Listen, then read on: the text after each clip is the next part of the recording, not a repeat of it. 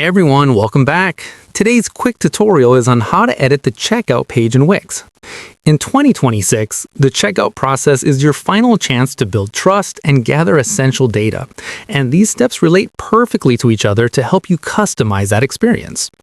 First, you need to find the form composer. Navigate to your site's dashboard, go to Settings, and select Checkout. Look for the Checkout Form section and click Edit. And this is where you can add new custom fields to collect specific details like VAT numbers or special delivery instructions.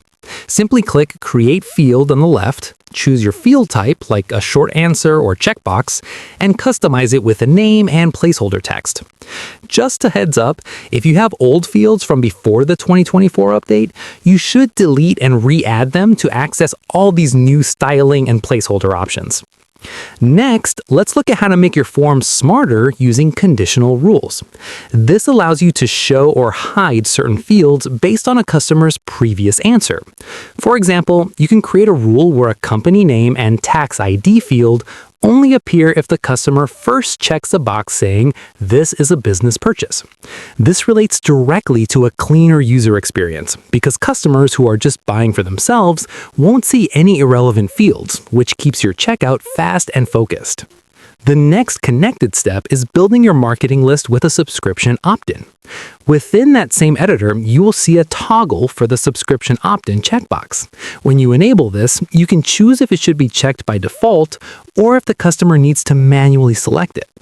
In 2026, most privacy regulations prefer it to be deselected by default, but having it there is essential for turning one-time buyers into long-term subscribers. Once they check that box, Wix automatically adds a subscribed label to their contact info in your dashboard. Finally, you should streamline your billing address settings to reduce friction. You can choose to display every single address field or select the option to show only fields required for payment and tax. This removes unnecessary clutter and can significantly speed up the checkout process. One vital thing to remember, while you can customize these forms for your standard checkout, customers using PayPal will often see the PayPal dashboard instead of your custom Wix fields. So keep your most critical questions at the very beginning of the process. That is literally it. If this guide helped you create a more professional and efficient checkout, please smash that like button and subscribe for more straight-to-the-point tech tutorials.